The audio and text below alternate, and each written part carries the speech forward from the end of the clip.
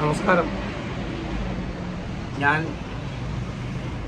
Raju Mathew, Indian justice democratic പാർട്ടിയുടെ national president എന്ന് പറയുമ്പോൾ ഇത് ഡൽഹിയിൽ രജിസ്റ്റർ ചെയ്തതോ അങ്ങനെയെന്ന് പറഞ്ഞുകൊണ്ട് നടക്കുന്ന വ്യാജ ഇതൊന്നുമല്ല.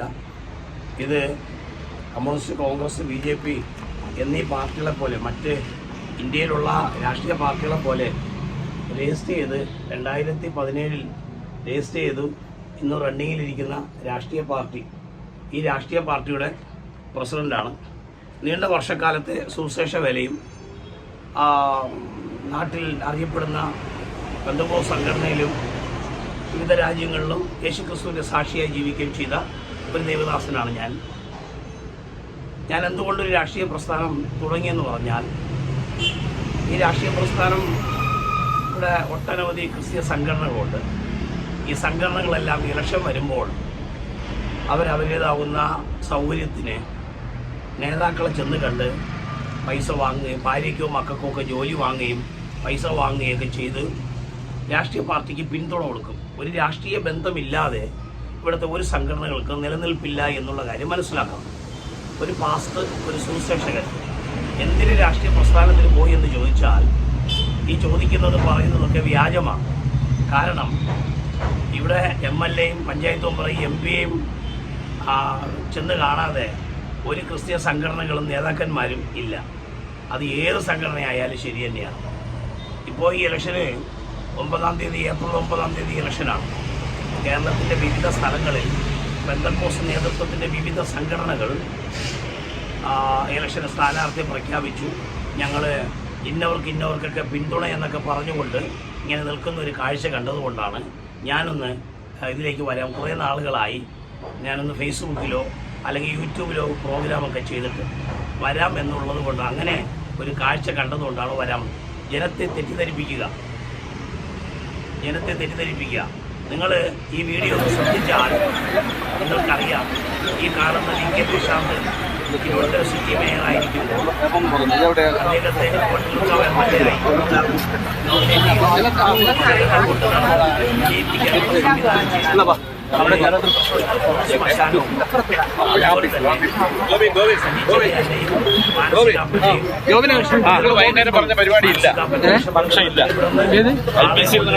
മേലുകാവ് വരെ പോകുമ്പോൾ ഇവിടുന്ന് ദേശാഭിമാനിയിലുണ്ടായിരുന്നൊരു ഗോപി എന്ന് പറഞ്ഞ ആള് 2000 രൂപ തന്നു.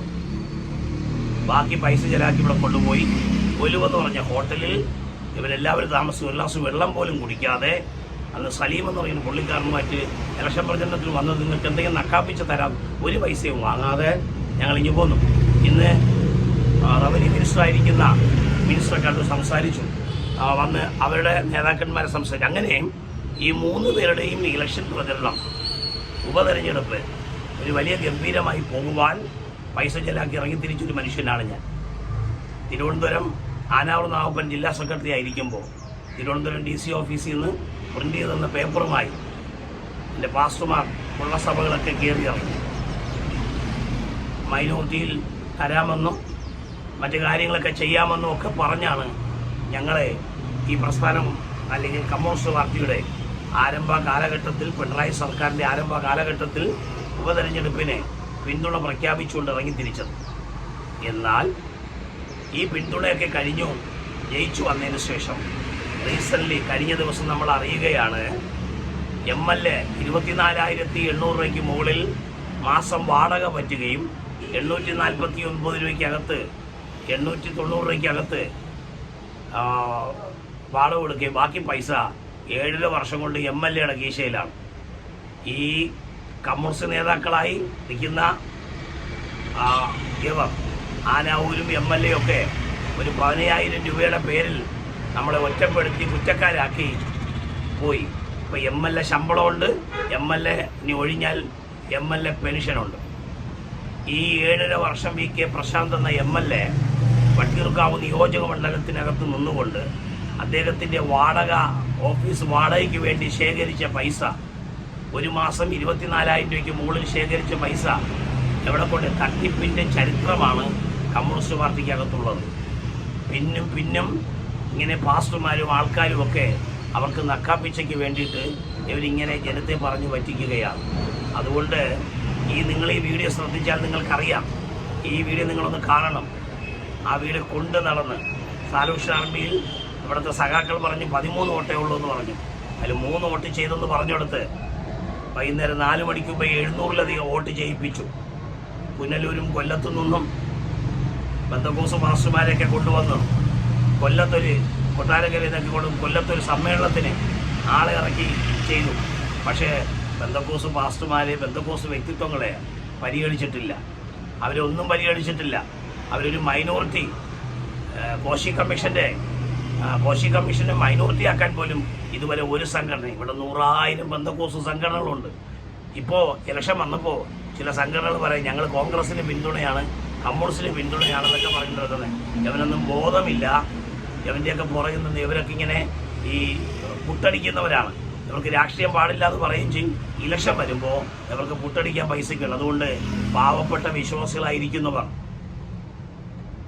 ഇവിടത്തേതാകുന്ന ചെറുപ്പക്കാരുടേതാകുന്ന ജോലി, അതുപോലെ തന്നെ സാധനങ്ങളുടെ വിലക്കയറ്റം, സമാധാനമില്ലായ്മ, കറണ്ട് ബില്ല്, വാട്ടർ ബില്ല്, ദൈനംദിന ജീവിതത്തിൽ നാം ഉപയോഗിക്കുന്നതിനെല്ലാത്തിനും വിലകയറ്റവും തട്ടിപ്പുമായിരിക്കുന്ന ഒരു പ്രവണത ഈ കഴിഞ്ഞ കുറച്ച് നാളുകളായി നമ്മുടെ സംസ്ഥാനത്തിലുണ്ട്.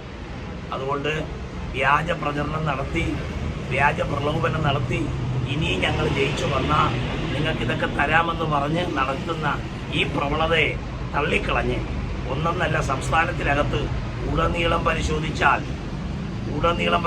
പിന്നോക്കക്കാരായ ആൾക്കാരായ നിങ്ങൾ ഒന്ന് ശ്രദ്ധിക്കണം. 4 ലക്ഷം രൂപയാണ് നിങ്ങൾക്ക് വീട് വയ്ക്കാൻ തരുന്നത്. 4 ലക്ഷം രൂപയ്ക്ക് നിങ്ങൾ നല്ല വീട് വയ്ക്കണമെന്നാണ് പറയുന്നത്. 20 ലക്ഷം രൂപയെന്ന വയനാട് അവിടെ ചൂരൽമലയിൽ 20 ലക്ഷം രൂപയാണ് വീട് വെച്ചിരിക്കുന്നത്. അപ്പോൾ ഇവിടെ 4 ലക്ഷം രൂപ കൊടുത്താൽ, അതുകൊണ്ട് വെട്ടിപ്പും തട്ടിപ്പും നടത്തി വ്യാജ പ്രചരണം നടത്തി ഞങ്ങൾ അങ്ങനെയല്ല ഇങ്ങനെയെന്ന് പറഞ്ഞുകൊണ്ട് പോകുന്ന ഇവരെ നിങ്ങൾ തിരിച്ചറിഞ്ഞ് ഈ പറയുന്ന പാസ്റ്റർമാരും ബന്ധങ്ങളും ഒക്കെ അവരുടെ മക്കൾക്കും ഭാര്യയ്ക്കും ജോലിക്ക് വേണ്ടിയിട്ടാണ്. ബന്ധക്കോസ് വിഭാഗത്തിന് ഇന്നു വരെ ഒരു മൈനോറിറ്റി അംഗമൂർത്തം പോലും എടുക്കുവാൻ കഴിയാതെ വന്നു. ഒരു ബന്ധക്കോസ് സഭയുമില്ല മൈനോറിറ്റി ആയിട്ട്. പിന്നെ ഇവിടുത്തെ ബന്ധക്കോസ് സഭകൾക്കെല്ലാം മിച്ചഭൂമി എഴുതിയിട്ടിരിക്കുന്നതെന്ന് എനിക്കറിയില്ല. ഇവിടെ കുറേ പാസ്റ്റർമാർ ഇലക്ഷന് മത്സരിക്കുന്നു. ഇവർക്കാർക്കും സാമൂഹ്യ നീതി എന്തെന്നറിയില്ല. സാംസ്കാരിക നീതി അറിഞ്ഞുകൂടാത്ത എവരെയൊന്നും ജയിപ്പിക്കാനും നോമിനേഷൻ ചെയ്യാനും അനുവദിക്കരുത്. ചിലർ പറയുന്നു ഇലക്ഷൻ കമ്മീഷനിൽ പരാതി 100 കേസുണ്ടെങ്കിലും ആ കേസിൻ്റെ തെളിവ് കൊടുത്ത് ഇലക്ഷൻ കമ്മീഷനിൽ പരാതി കൊടുത്തിട്ട് കാര്യമൊന്നുമില്ല. കോടതിയിൽ പോയി അത് സ്റ്റേ വാങ്ങണം, ഇവൻ മത്സരിക്കരുത് എന്ന് പറഞ്ഞ് സ്റ്റേ വാങ്ങണം. അല്ലാതെ ഇലക്ഷൻ കമ്മീഷന് പരാതി കൊടുത്തിട്ട് കാര്യമൊന്നുമില്ല. എന്നെ കേൾക്കുന്ന, കാണുന്ന, വ്യക്തമായി അറിയുന്ന സുഹൃത്തുക്കളെ, ഞാൻ ഇത് ഇടുന്നതിൻ്റെ പ്രധാന കാരണം വട്ടിയൂർക്കാവ് MLA ആയിരുന്ന അദ്ദേഹത്തെ കൊണ്ട് നടന്ന് ജയിപ്പിച്ചു. നമ്മുടെ കുറ്റക്കാരനായി മാറ്റി നിർത്തിയിട്ട് കൂടെ നിന്നവരെ കൈക്കലാക്കി 2ാം പ്രാവശ്യം ജയിച്ചു വന്നു. നമ്മളെ ഒറ്റപ്പെടുത്തി. ബാധ്യതയും കടഭാരവും നമുക്ക് വന്നതല്ലാതെ ഇവർക്ക് ശമ്പളമായി, വിട്ടുപോയ പെൻഷനായി, ഇതെല്ലാം ചെയ്തു. 24,000 രൂപയ്ക്ക് മുകളിൽ മാസം ഓഫീസ് വാടകയ്ക്ക് വേണ്ടി വാങ്ങിച്ച മനുഷ്യൻ 800 രൂപയാണ്, 900 രൂപയ്ക്കകത്താണ് വാടക കൊടുത്തത്. 7.5 വർഷം കൊണ്ട് എത്ര ലക്ഷം രൂപയാണ് കീശയിലാക്കിയത്. ഒരു 15,000 രൂപ ആരെയോ കയ്യിൽ നിന്ന് വാങ്ങിയെന്ന് പറഞ്ഞൊരു കള്ള ഫോണിൻ്റെ പേരിൽ കൊണ്ട് നടന്ന് കാര്യങ്ങൾ ചെയ്തൊക്കെ നമ്മളെ ഒറ്റപ്പെടുത്തി. അതുകൊണ്ട് ഈ കള്ളന്മാരെ, ഈ കള്ളവ്യാജന്മാരെ ഒരിക്കലും നാട്ടിൽ ഇനി അധികാരത്തിൽ വരാൻ അനുവദിക്കരുത്. അപ്പോൾ ചോദിക്കും, ഒരു IPS-കാരി വട്ടിയൂർക്കാവ്, ഞാൻ വട്ടിയൂർക്കാവ് നിയോജക മണ്ഡലത്തിൽ ഒരു IPS, എന്തോ IPS, ഇവർ IPS-കാരിയായിരുന്നപ്പോൾ ഇവിടെ ആർക്കാ സാമൂഹ്യ സാംസ്കാരികം ചെയ്തു? അവരെന്ത് സാമൂഹ്യത ചെയ്തു? അവരെ വീട്ടിൽ തടയിൽ ചെന്നൊരു വെള്ളം ചോദിച്ചാൽ വണ്ടി കൊണ്ടിട്ടാലോ അവിടെ നാളെ വിട്ട് ഓടിക്കുന്നവർ, അവരെന്ത് സാമൂഹ്യത? പിന്നെ കോൺഗ്രസിൻ്റെ മുരളീധരൻ, ഇവർക്ക് സ്ഥാനാർത്ഥികളെ നിശ്ചയിക്കാനും സ്ഥാനാർത്ഥികളില്ലേ? പഞ്ചായത്ത് മെമ്പറെ പിടിച്ച്, കൗൺസിലറെ പിടിച്ച് MLA ആക്കാൻ നിൽക്കും, MP പിടിച്ച് MLA ആക്കും, MLA പിടിച്ച് MP ആക്കും. ഇതൊക്കെ ഇവിടെ കാണുന്നത്. അതുകൊണ്ട് ആലോചിച്ചും തീരുമാനിച്ചും യവന്മാരുടെ വിശ്വസ്തതയെ മനസ്സിലാക്കി ദൈവജനം, അതുപോലെ തന്നെ മറ്റുള്ളവർ വോട്ടിടുക. അന്ന് ഞാൻ ഓർമ്മിപ്പിക്കുകയാണ്, എല്ലാവരും വോട്ടിടണം. ഇന്ത്യൻ ജസ്റ്റിസ് ഡെമോക്രാറ്റിക് പാർട്ടിയുടെ പ്രസിഡന്റ് എന്ന നിലയ്ക്ക് ഞാനിത് ആഹ്വാനം ചെയ്യുകയാണ്.